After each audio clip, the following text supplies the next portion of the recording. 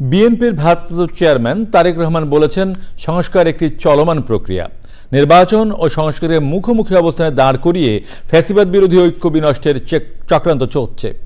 বিকেলে রাজধানীর ইস্কাটনে পেশাজীবী নেতৃবৃন্দ ও বিশিষ্ট নাগরিকদের সম্মানে আয়োজিত ইফতার মাহফিলে তিনি বলেন, জাতীয় নির্বাচনের আগে স্থানীয় নির্বাচন হওয়া মানে ফ্যাসিবাদের দোসরদের পুনর্বাসন করা।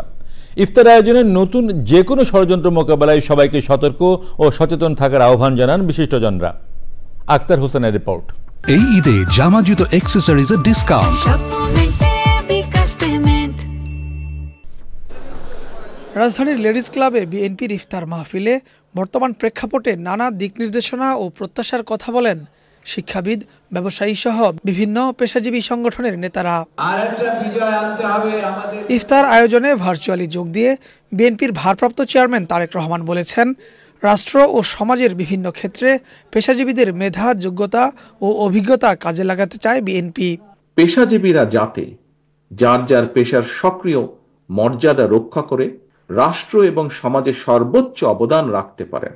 রাজনৈতিক সরকারের কর্তব্য হচ্ছে রাষ্ট্রে তেমন পরিবেশ নিশ্চিত করা। বিএনপিও মনে করে পেশাগত কার্যক্রম অব্যাহত রাখার পাশাপাশি বিভিন্ন শ্রেণী পেশার বিজ্ঞ অভিজ্ঞ প্রতিনিধিদের মেধা এবং অভিজ্ঞতা রাষ্ট্র উন্নয়ন পরিকল্পনায় কাজে লাগানোর সুযোগ অবশ্যই রয়েছে। নির্বাচন ও সংস্কার ইস্যুতে বিভাজন না করে জনগণের রাজনৈতিক ক্ষমতায় নিশ্চিত করার কথা বলেন তারেক রহমান। বলেন, জনগণের গণতান্ত্রিক চর্চার মধ্য দিয়েই সংস্কার টেকসই হবে। এমন পরিস্থিতিতে জাতীয় নির্বাচনের আগে স্থানীয় নির্বাচন হওয়ার অর্থ সারা দেশে ঘাপটি মেরে থাকা পলাতক স্বৈরাচারের দোসরদেরকে রাজনীতিতে পুনর্বাসনের সুযোগ সৃষ্টি করে দেওয়া। দীর্ঘ ১.৫ দশকের মাফিয়া শাসনকালে তরুণ প্রজন্মের প্রায় ৩.৫ কোটি ভোটার সহ কেউ ভোট দিতে পারেননি। সুতরাং এইসব ভোটারদের রাজনৈতিক ক্ষমতায়ন নিশ্চিত করার জন্য সবার আগে প্রয়োজন জাতীয় নির্বাচন অনুষ্ঠান।